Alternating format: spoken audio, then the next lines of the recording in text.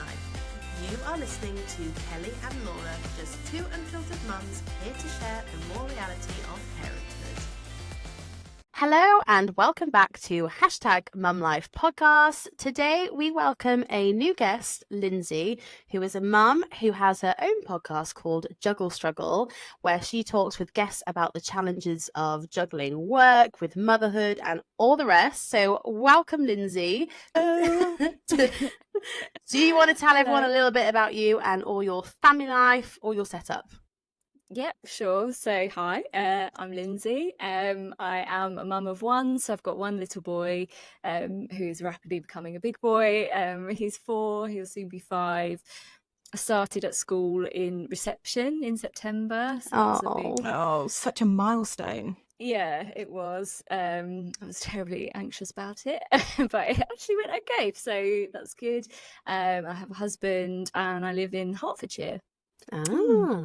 Excellent. So thank you for joining us today. So I guess, why have you started Juggle Struggle? So for people that don't know, you've got we'll talk a bit about it towards the end, but you've got blogs and you've got your own podcast and sort of your Instagram page. So why have you started it? That's a great question, and thank you for having me. I think I found that there's a lot of content out there when you become a mum, and you get a lot of help and you get a lot of advice about what to do with babies and, you know, how to look after yourself like directly postpartum, and the kind of, the maternity leave period. But I found that when I went back to work after having my own child, there wasn't anything that I came across that was kind of like supportive or made me think about kind of my goals and my ambitions and my identity and all the stuff that I'd kind of lost over the past sort of 9 months of bringing up my son. It was all about, here's this 5-minute workout because you're a busy mum now, and also, you probably need to lose a bit of weight, so do this in 5 minutes. And, like, here's a cleaning hack where you can clean your whole house in 10 minutes because you're a busy mum now, but also you need to keep cleaning that house. And it was all just a bit kind of meh, and I just thought there must be more to being a working parent than like cleaning your house in 10 minutes and doing a workout in 5 minutes. Like, that's 15 minutes out of my day, guys. Like, I can probably carve out some more time to do something a bit more interesting than that. I just felt like there wasn't anything out there that was ticking the boxes that I wanted ticked, so I decided I would tick my own boxes. I love that. Absolutely. Started a blog. The content is all really around how to kind of manage the onslaught of life that just happens when you go back to work after having a kid. Like, when you're on maternity leave, I really found that you just have one job, really, don't you? And that is like get through each day. And anything else is a bonus. But that's okay. Make it to bedtime at least. Then collapse in a heap and do it all over again the next day. And if you manage to do some washing, fab. If not, the world's not going to end. It's fine. And then you kind of go back to work and it's like, oh, okay, I have to do 10 trillion other things now, and there's lots more logistics and so much more to kind of wrap your head around. Excellent. No, that sounds really good, because I think when I went back to work, I don't know about you guys, but not that I expected any sort of special treatment, but I remember sort of walking through the doors again and almost expecting to be eased in and almost just to be held a little bit like along the way to sort of get myself back into it, because I've had a baby and it's really special, and where's the fanfare and the bunting and and it was just like straight in, like, there you go, deadlines, da da da da, and I was like, like you said, with everything else, it's like, hang on. Like, my brain's barely back to working. How on earth am I going to do everything else? No special treatment. No special treatment. And I don't know about you as well, Lyndsay, but when I returned to work from mat leave, I didn't plan at all. Like, I didn't prepare myself. I just assumed that I'd go back to work and everything would just be normal. I don't know what I didn't think anything. Just in denial. As in, like, complete denial. Like, I would just be able to do my job 100% with no extra stress. Obviously I was delusional completely, because it's been quite tricky at times. But yeah, what was your experience like when you first returned to work from mat leave? Okay, so I like to have control of a lot. Oh, you're like us. Welcome to the club. Yes. I was going to say a control freak, but then I thought this is maybe not quite as bad as that. But I'm a planner. Like I like surprises. So I'm kind of like, okay, what's going to trip me up? Let's go through all the scenarios, make sure I've covered it all. Yeah. So the house was covered in post-it notes. And we had this kind of like we're really fortunate in that our parents were kind of around to help out with some of the childcare. But it did mean that like one of us was doing drop-off and the other one was doing pick-up. And for some reason, we decided to only have one car seat between us, which meant dropping off the child and the car seat and everything else. And, it was all a bit. Oh yeah, we're here, we're there, we're everywhere. But yeah, I kind of mainly post it. So it's. I love that. I love stationery, love post-its. Me too. Literally have them everywhere. I am a post-it person as well. I am a person, actually, I'm a list person. So I have to write everything down because my brain, even when I was pregnant, my brain is not recovered. It's not the same. No. And this kind of like bit of brain fog, it's not the same. It definitely is true because I'm still in recovery and I don't know whether I'll ever 100% get it back. No. So you're a few years, down the line compared to me, Lyndsay. Does it get better, or do you still need to write everything down? I mean, I'm looking at some post-it notes right now. There's a lot of alarms going on my phone as well. Yes. But yeah, no. And I have to do it as like a task. Where you have to. It doesn't go off your phone until you tick it off. Oh, right. Yeah. Nice. Yeah. I have to do that. Accountable. Yeah. Yes. Yeah. Well, I read a really good book, which is called Getting Things Done, by, I want to say David Allen, but I'm not sure if I've got that name right. But he talks about open loops. So this idea that like if you have a thought, and like our brains aren't really made for just remembering stuff, like that's not what they're designed to do, weirdly. So he's got this whole concept of like that it's a science thing, I'm pretty sure. Like, I mean, he made it sound. I mean, it sounds great. Yeah, keep going. I'm all in. So it's this open loop concept where, like, if you have a thought, and you don't do anything to kind of expel it, it will just keep looping. It's an open loop, so it will just keep literally going round and round in your brain until you get it out and do something with it, i.e. write it down. So he's a big believer in like just any and every thought, just write it all down. Like, oh, I need to pick up some milk, write it down.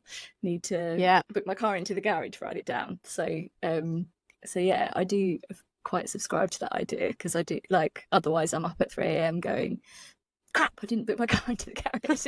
So I think there's a lot of truth in it. But yeah, that is such a good top tip. I mean, I was meant to pay nursery and I haven't.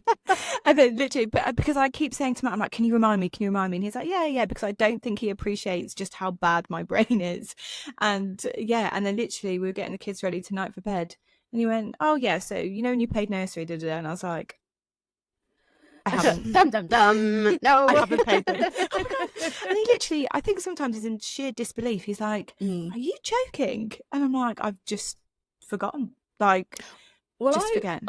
I would cook meals and full on like leave whole parts of the meal out. I love that. Dish it up and be like, there's something missing on this plate. I just can't think what it is. And it would be like the mashed potato or like something quite fundamental to the makeup of the meal.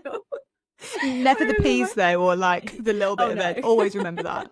Yeah. I had to, it was so funny. I was working yesterday and I said to my colleague, I said, and I had an alarm go off. And they were like, what's that alarm for? I was like, it's to remember to pick my child up from nursery. And that's where I'm at, guys. Yeah. You're writing down to pick up the child. I have the same. I have you need to leave the office now alarm, because otherwise you just get involved, don't you? Oh. Well, that's the thing. With work, you get engrossed on meetings and calls. And I was like, before you know it, hours have gone past. And I think, my God, it's nursery pickup time. Like, I've really got to go and pick up my child now. Otherwise, I will get fined. Don't want that to happen. No. Well, you guys make me feel guilty because I literally just clock watch. Do in the afternoon. And I'm like, right, my time, guys. See ya. Bye. Get laters. Lyndsay, would you do anything differently? It sounds like you're a very planned and very prepared, organised person anyway. But someone like me who did absolutely no planning before going back to work or even thinking about it really, like if you were ever to do it again, or someone like me that might, I'm not committing here, guys, that have another child in the future. Don't read into that. But is there anything? You heard it here first. Sorry, Connor. Connor's not even aware. Would you do anything differently before returning to work, or do you think your kind of organisation, your plan, where your mindset was, worked like really well? I think it did work well, but I also think one thing I have learned is you can actually over plan. Yeah. You can like think about things too much. Things change, right? So case in point, after I went back to work, I think I was back at work 3 months, and things were just getting into a bit of a rhythm, and then COVID. That corker. Yay! I'd spent all of that time kind of developing a routine and a way of life, and it just all of a sudden was completely out of the window through no control of my own. And so I was a bit miffed, like all the effort, all the post-it notes. For God's sake.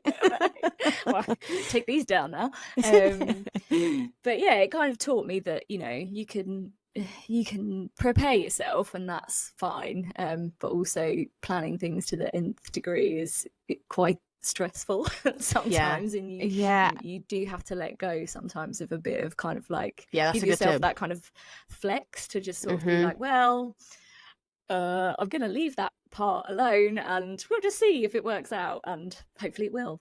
That's a really good tip, because I'm so bad at that. Like literally I'm awful. Like we've spoken about in one of our episodes about naps, like nap routine and stuff like that. And people being like, I just go with the flow, they'll just nap in the car. And I'm like, I can't breathe. My chest hurts so much. Yeah. So yeah, actually, me and Kelly are both such planners that actually maybe just trying to like loosen things a little bit, because like you said, if things don't go to plan, it's like the end of the world. Yeah. And all the time you invest in planning, and then when stuff happens you just have to replan. So you're like spending the time twice. It's a bit like it's a delicate balance, isn't it? I think I've definitely got to a better place now with being a little bit more able to let go and go with the flow a little bit more, especially when it comes to like naps and all that kind of stuff. But I'm a bit of a controlling person as well. It's one of those where like you ask someone to do something, but you kind of want to do it your way, or you think they should do it their way, or I just do it myself. And it's like if I ask Connor something and if he hasn't done it within 3 seconds, I'm like, I'll just do it myself then. And it's like, you know what? Give me a minute, Kel. Like I've just walked in the door.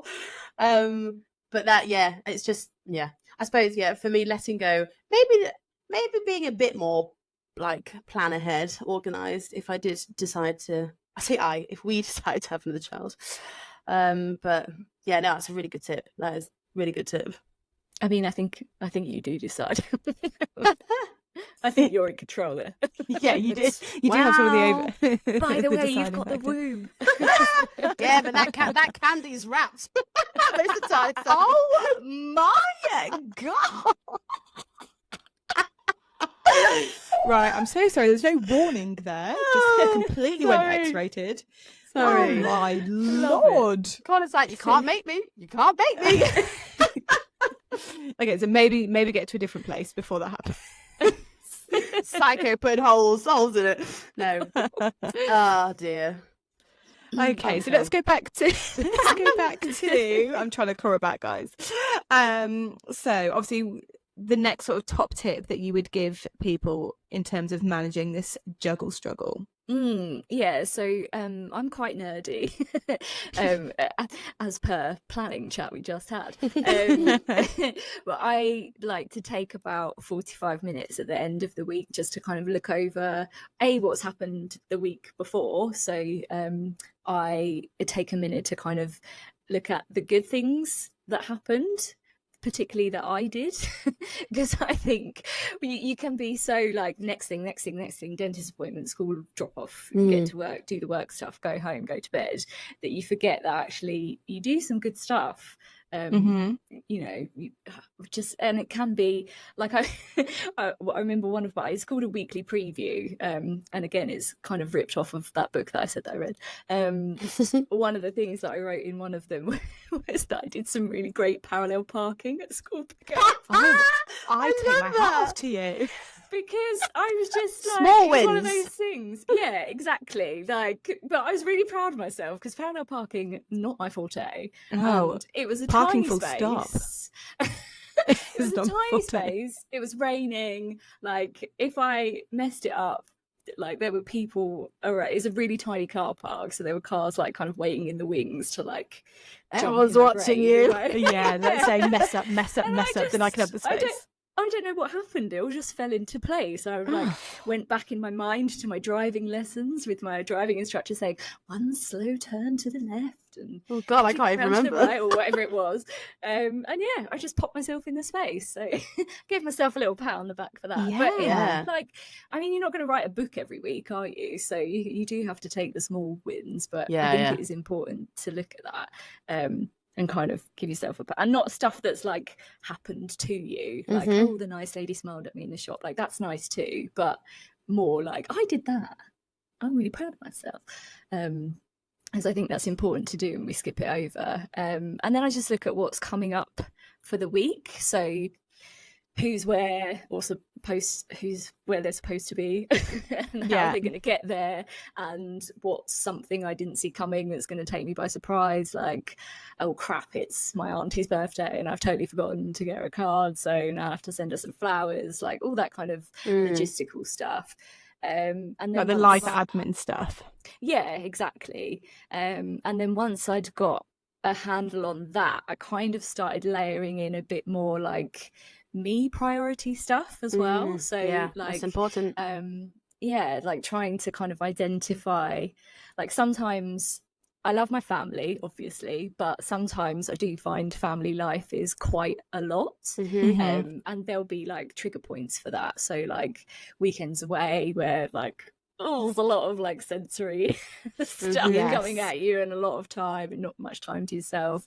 I think I'm a person who does need like a little window of alone time every now and again. Yeah. So I'll try and just see like, oh, okay, is that a busy weekend coming up, or like we've got holiday coming up? Should I maybe book a little day off to have on my own to like recover from that? Like what are the things I need to do to kind of prioritize myself a bit, because I definitely forgot how to do that after I had a baby. So so just kind of layering that piece in on top as well. I think that's a really important bit, isn't it? Because we always, I mean, as mums, as parents, of course you put yourself last, because you want to make sure everybody else and the family and the house and everything is running and as it should. So yeah, you absolutely then think, oh, actually, when was the last time I did something for myself? Like this week it was my friend's birthday. It was a big birthday, and we went out for dinner, a couple of us, and it was like on a Tuesday. I was like, what am I doing? Unheard of. I can't, but I'm normally in my pajamas by now. And then it was like, oh, I'm not even going to have to really deal with bedtime either. Like, oh my God. Yeah. And then, I mean, I was absolutely exhausted the next day, but it was so worth it because I don't do it very often. It was something different, and it was some time for me. Like I drove there by myself and didn't have like wheels on the bus like blaring at me and screaming kids in the back. So yeah, I think, and it just made me think, that gave me a little bit of a dose. And now I know that maybe in a few weeks' time I'll need to do the same. I can do something again. Yeah, we don't do it enough, do we? We don't do it enough as mums.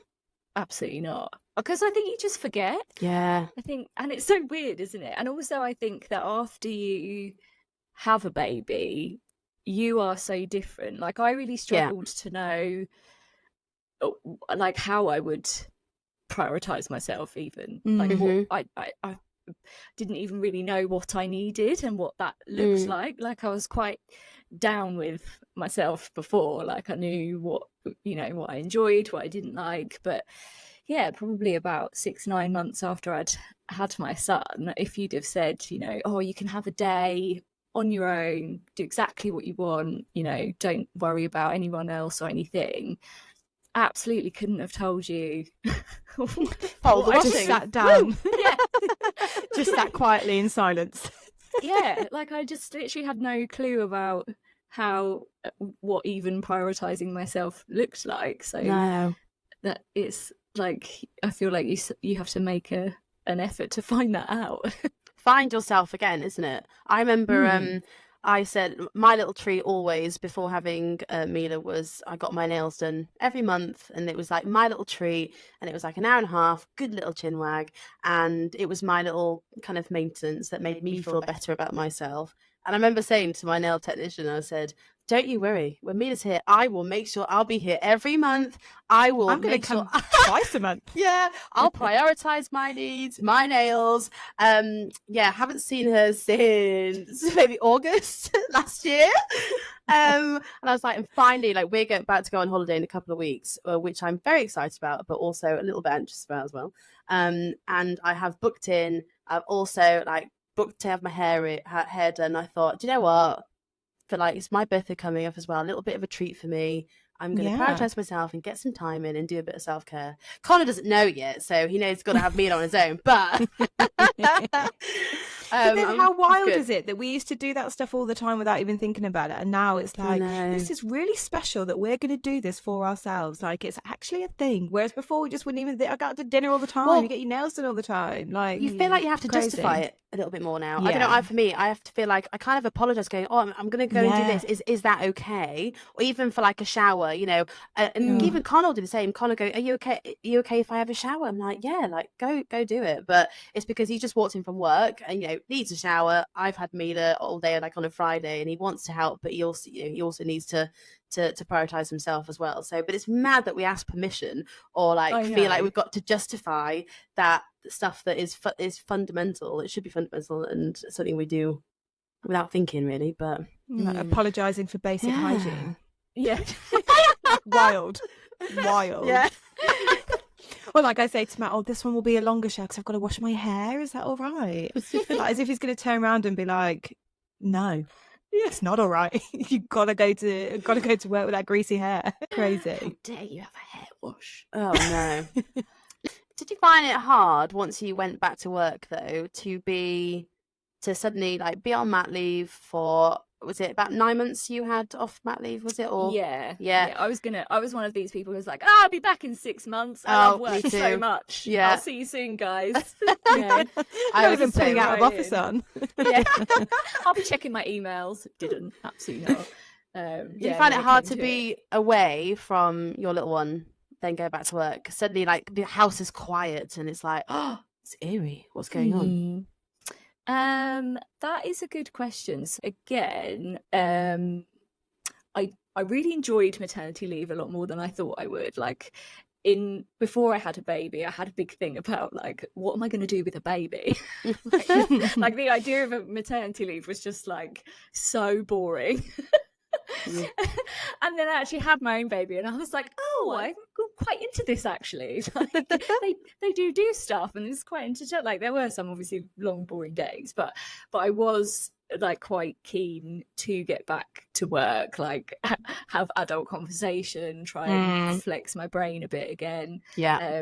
So I didn't that was one of the things that I struggled with actually, is that I'm quite good at putting things in boxes. So if I'm at work, I'm thinking about work really.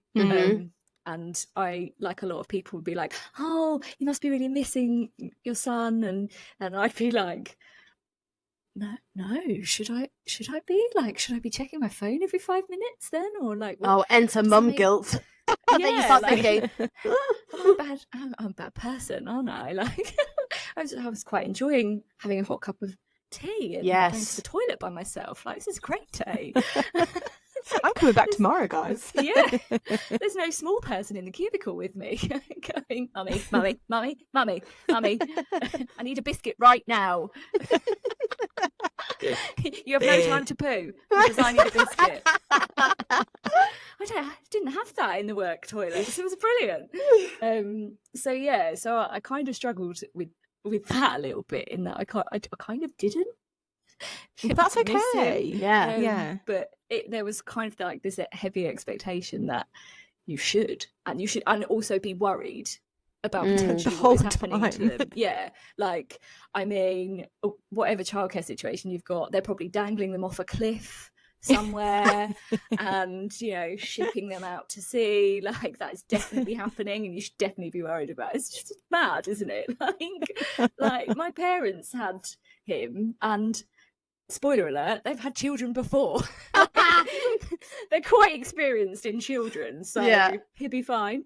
But oh my God, do you know what? You say that though. I mean, I don't know if my mother-in-law's listening, but she had a printed out routine.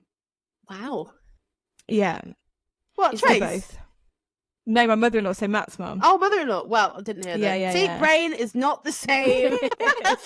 And actually, whenever my mum did, because my mum lives over an hour and a half away, so whenever she does come and stay and have them, there was like a written down routine. Was it such a psycho? No, only because we don't have a laminator. Otherwise, it absolutely would have been. But like, how do you? I mean, have you got any tips regarding like this whole? You know, people say it takes a village and all that help and sort of delegation. Like, Cal, you touched on it earlier, and I'm a bit like, yeah, do you know what? That'd be really great if you could do this. Don't worry about it, I'll do it. And like, yeah, you can have my child, but you have to do this, or don't bother. Like, do you have any tips? Here are on very specific instructions. I now look back on it and I just think, I'm so sorry. I'm not like it now, but I was. Oh my God. Sorry, what? Well, I mean, she doesn't get a printed routine anymore. Just gets it by message. We just talk about it. Yeah. And then I follow it up with a message. So just a reminder of what we said. So yeah, any tips? Help me.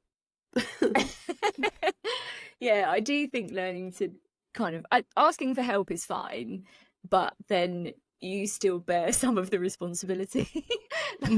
Whatever you're asking for help with, like, help me is kind of like, oh, you take some and I'll take some. Whereas something I'm trying to get a lot better at is actually delegating. So you take this whole thing and I will no longer think about it or do it or touch it or, you know, engage with it in any way, because it's now your job and not mine.